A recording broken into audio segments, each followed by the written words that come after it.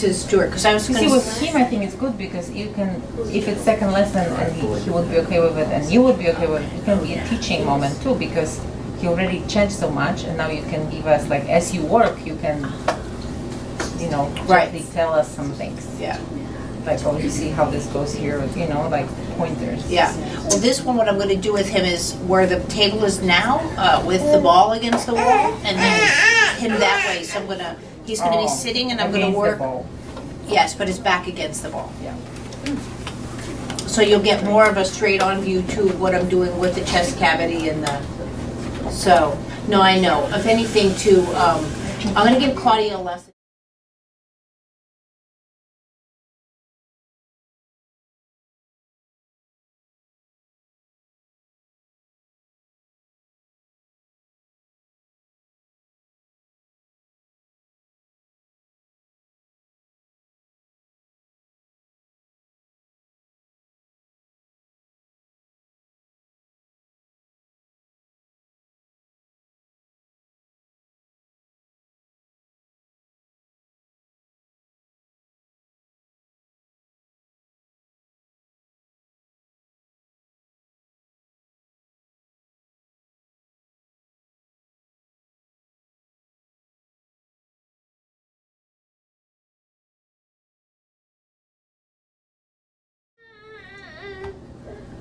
So what I'm doing here is very similar to the movement that we've been doing.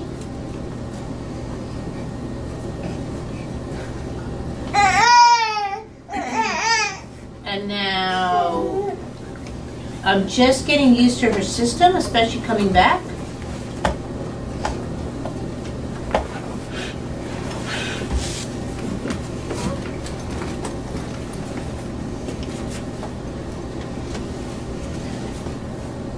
Claudia had surgery about 3 weeks ago, uterus, for benign cysts. So she has a band around, which I'm fine with.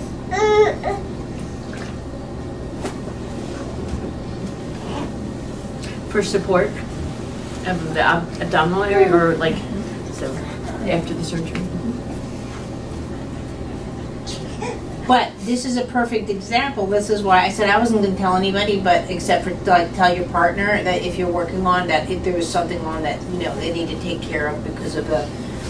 But it's such a neat thing because you get to all the questions with the TheraSuits. You get to see how it affects the system. So, and so Claudia comes to me all the time, so she's used to me. But as you can see, the way it affects the spinal sweat. So I'm going a little bit more. Really?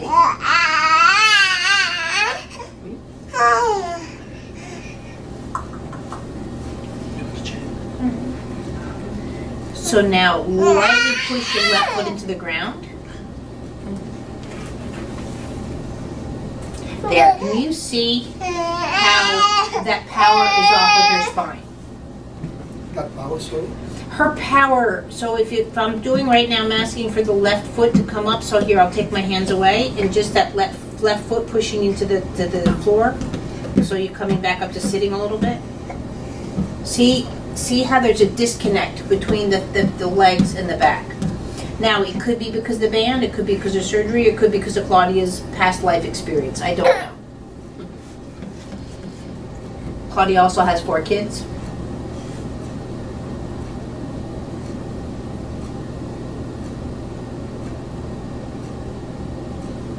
Which throw her under the bus constantly was what that's to say.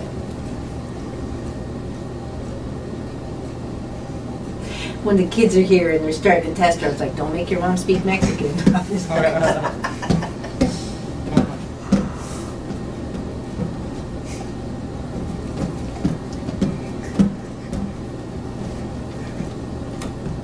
And her son, Adam, is my one child in the newborn assessment. So there's Max, who's on the cover, and Adam was the one that was born 40 weeks. But her 5-year-old Aaron is who I've been working with now for, gosh, since he was 2, so also 3 years. No, then it'd have to be 4 years, because he's almost 6 then? Gosh. You need a vacation. She gets one all the time, so I'm being facetious.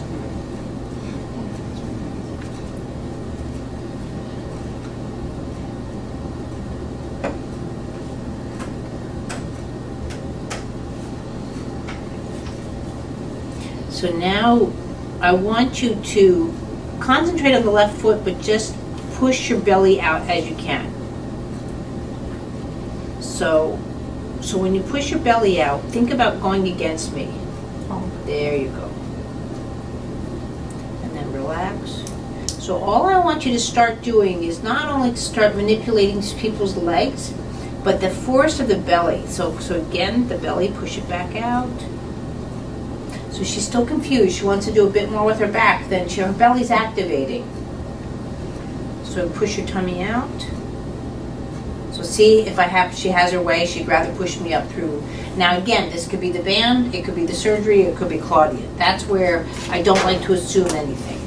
Does it make a difference if when he's pushing the belly out, if she's inhaling or exhaling? No, it doesn't make a difference, but most people will do it with the breath.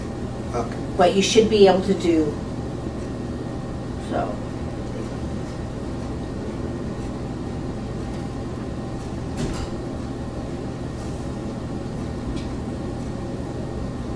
So after this, I'll sorry, I should have said to her, but I'll have Claudia go then and stuff and see if she can put on some new clothes, and meanwhile I'll open the doors up. And, you know, I don't know any other solution to it.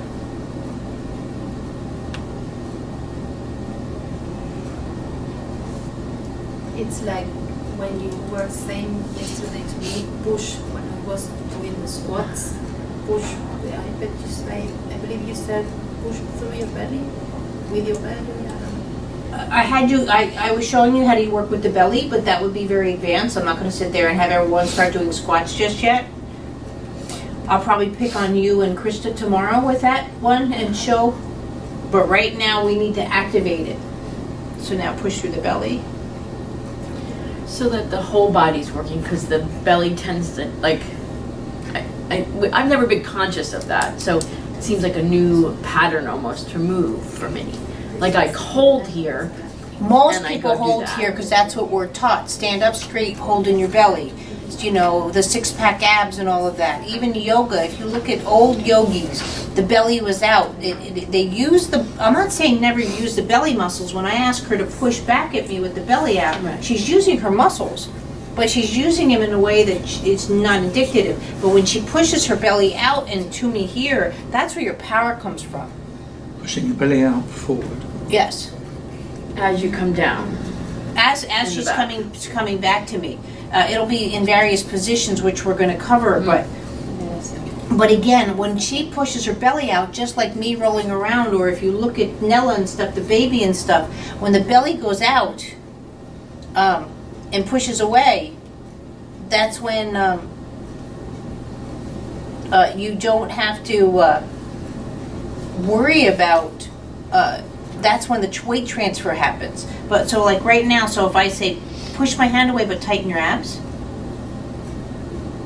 See the difference? It's just, there's no, the movement's not there. It's not the same. We're not meant to have a tight core. That's why little babies look like Buddhas. If they have a tight core, it's cerebral palsy. There's no, it affects the system horribly. And especially too, even in athletes, when the abdominal muscles supersede the back muscles, the brain gets confused and starts sending spinal messages down through the stomach. It's just, you can't get the pelvic transfer to go with tight abs. Like if we all tighten our abs right now, we can't shift our pelvic, functions from left to right. So it changes our locomotion. And the same thing too, which I'll do is, if I tighten my abs and go to take a step, it cancels the movement versus my throwing my belly out and then taking a step. Now I'm walking over it. Now the pendulum's happening.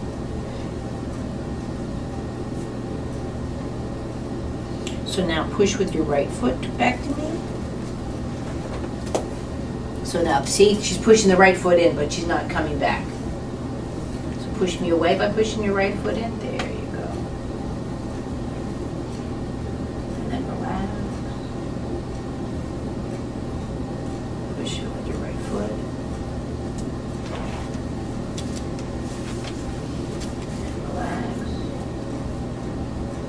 And now push both feet.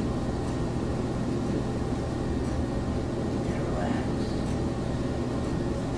Push both feet. What?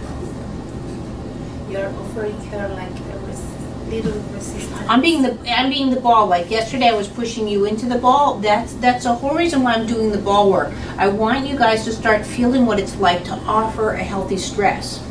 I'm not saying like this, like sit up and come back to me. So just keep going, look for my hand. See, like she doesn't know what she's supposed to do. But if I'm here and say like push me, you know what I mean? Like I'm an extension of her. But I'm doing it at the same type of movement, but maybe just a little bit of resistance. So she feels what it's like, because I want you to bring into your client what it's like to oppose gravity in all directions, and to do that with your touch. So it's just easiest, like yesterday we did like sitting into the ball and away from the ball. And now I'm using the ball to facilitate her rocking, and that she can do this, and I can feel, I can press her down into the ball. I can put her sit bones, see right there, rolling over on the ischiums. There she goes. It just gives you more feedback to worry about, and not worry about, but also too, now see, I can move her pelvis from below versus her shoulders above. But even with her, see how she like I was talking about yesterday, she naturally counters. She's not doing, even if I do it fast, she knows how to. But this is when I tease people. It's like, I know they're good dancers. I know they're, because it's just that movement is naturally in their bodies. I went to work on her sister and I was like, oh yeah, there's no dancing. But then I found out, because she just wasn't making sense to me. Her sister was near drowning. And she had that panic in her, like there's a little shake on the spinal cord. So she really needed a lesson. Even someone who survives in near drowning, there's a spasticity that happens on a spinal cord, almost like a wet dog, you know, when they shiver.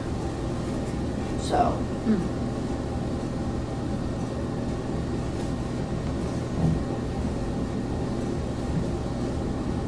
And you see that in the spine, meaning?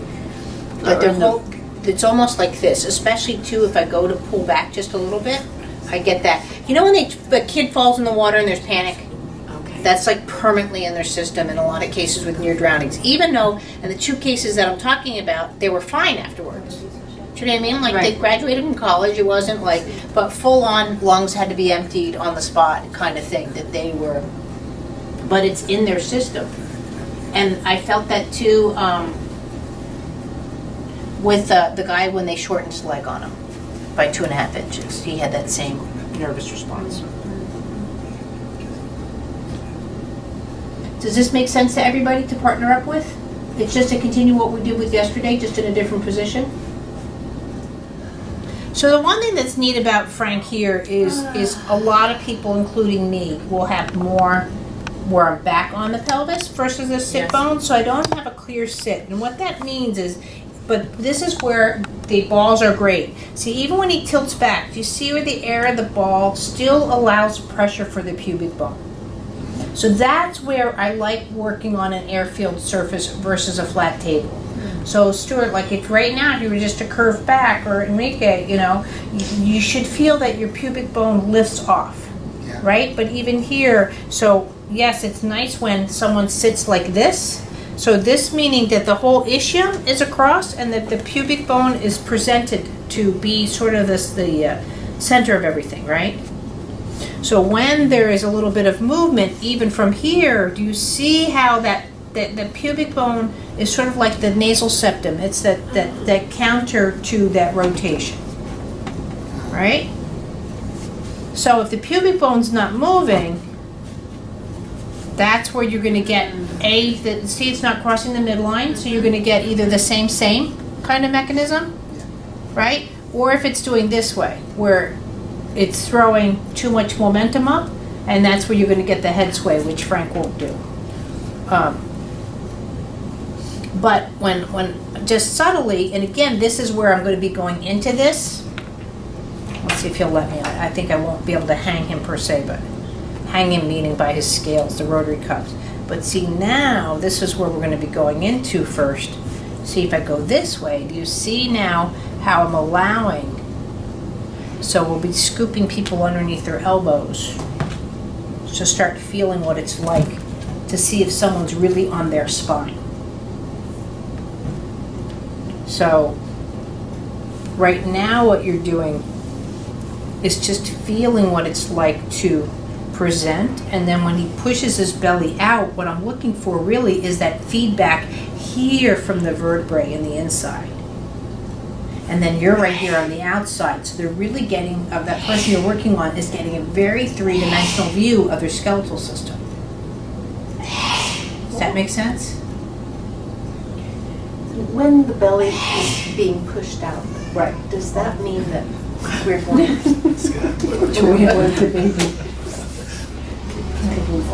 While you're asking. Okay, does that mean that we're going into the pelvic interior? Yes, everything. Okay. All so organ. It So- doesn't, thank you. Yes. Because I was trying to push Okay. my belly without I making lost my it. spine move. What was the question? What was the answer? So she was wondering if we're supposed to be working with the posterior and all the organ function. I'm like, yes.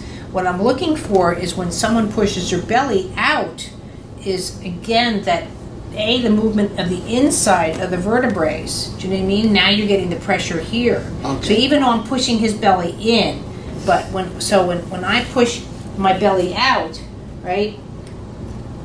Yeah, you get this. So, right, yes, you get the expansion or that stress, but if someone's there behind me to also now guide where that stress is to go. Okay. So see, I can do it without my breath. I can talk away and expand my belly and move my vertebrae and do all of that. Most people will only think that they can, first it'll be the breath versus eventually being the control of just, expanding the chest or pushing away, depending on where they want to make the movement happen. Thank you. I was trying to expand. So if you look without- at old yogis, they were much more where they're. That's not saying they don't move the belly, right? I can totally make my belly go into 360. I know how to use my abdomen muscles, but they're not necessarily need to be engaged 24/7 to help me with every movement. And these people that go around saying, but that's my core. No, your core is this. It's your system. It's yourself. It's not like 1 6-pack or now they're after 8-pack abs? Like, are you? I don't understand that status. But for some people, the belly is out too much, isn't it? Really, depending on their organisation in gravity. Oh, well, if you have a beer belly, yes, absolutely. I'm talking about integrating it into your system. You also have that too when women have babies, especially many babies. But I believe that's almost a postpartum because your uterus, in a sense, becomes detached from self. And this becomes this. Well, this is me, okay? Yes, I would like to change me or integrate me or however you want to do it. But this is a part of me. As a matter of fact, I probably told you this, but I recently had an ultrasound about a year ago, and the guy was like, "You have a great uterus," and I'm like, "What the heck?" And he's like, "No, seriously, how old are you?" And I'm like, 51. And if you wanted more children, you could do it. And I'm like, "Door shut, and who the hell are you?" Like, I don't know what a great uterus is supposed to eat like. So I don't have to worry about it falling out in the shower, which does happen. What about an anterior posterior tilted uterus and how that affects function? Well, anything will affect function, but to just say on that, what's the hip doing? What are the femur heads doing? So that's where I can't. Yeah. Yes, answer this. I can and I can't. Yes, if anything's tilted, it's going to throw off your counterbalance even subtly, and the way you rotate. But sort of what I'll be teaching you, if you can rotate on a tilt, awesome. But if you can't, you know what I mean? And that's where people start saying, I can't. And when I can't start shifting into your system, then that's where you have the problem. So when I have a Frank like on the table, and this is where I'm going to start teaching you.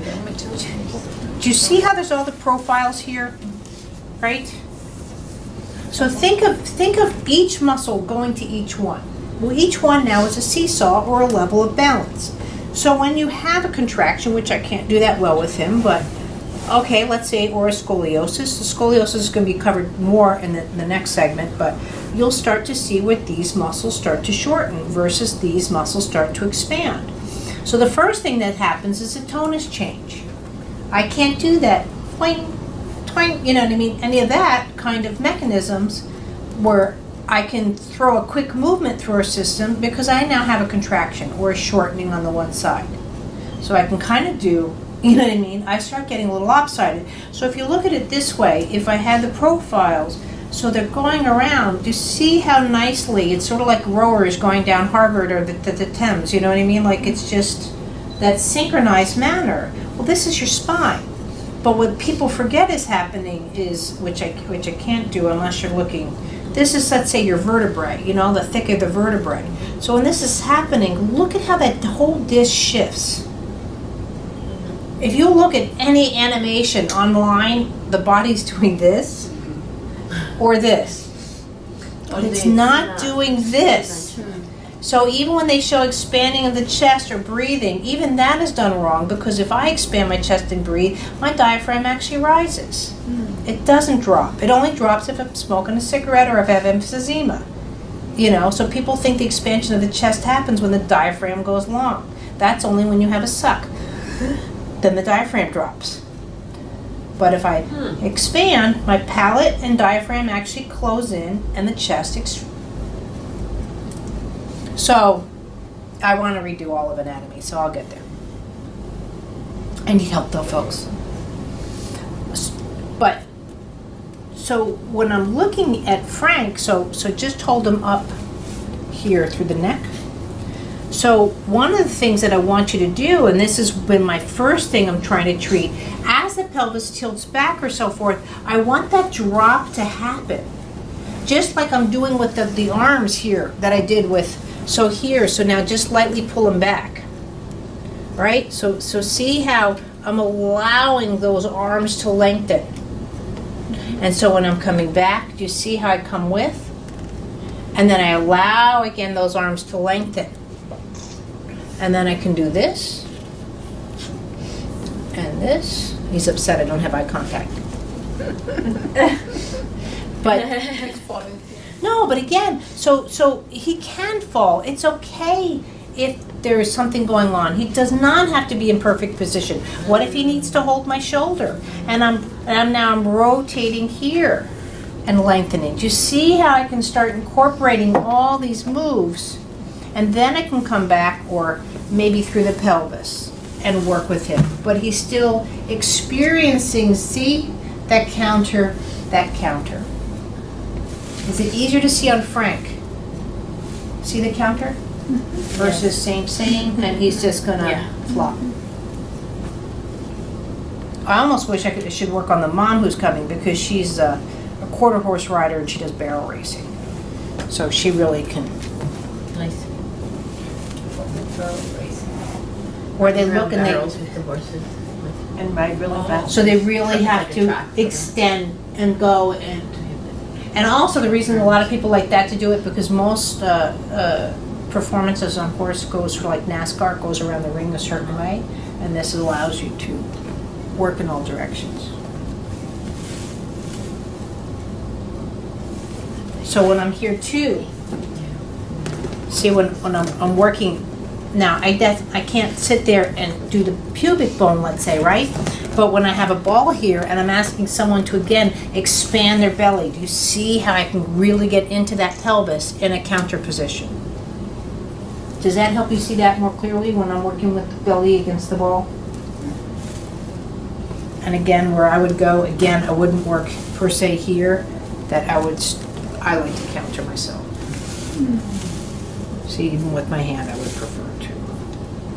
So that's why you really don't see me a lot go left and then right, because that curvature over. Because I like to sit there And stay. and with it actually, and but move to do this, I need to take my hands off their system.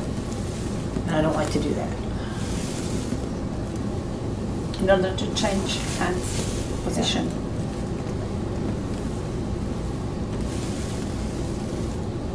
where I would do more here.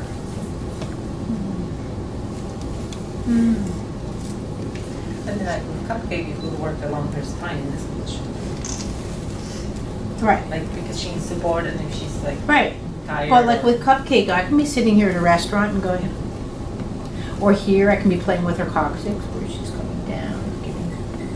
That's the beauty of this work on your children, you know, or someone that you can be, say, intimate with. It's just so cool. Maybe here you can put this And small also ball. right here, yeah, you can put more of a ball in. I think Graham's not talking to me right now because I have his blue ball here. He spent the last 2 nights with his father. Sorry, what are you doing there? Just showing how nice it is when you're working with someone that you can be right here with the coccyx with a child, or you know, And the ball is that's close to someone. them. If the person allows you to be this intimate with it, like I could do this with Cupcake, or you know, at dinner with a child, or I can put the child on my knee. I'm doing it on the ball, but you know, I was And thinking this- with this would be good with my son. right. But I can do just as much here, you know, and I can allow.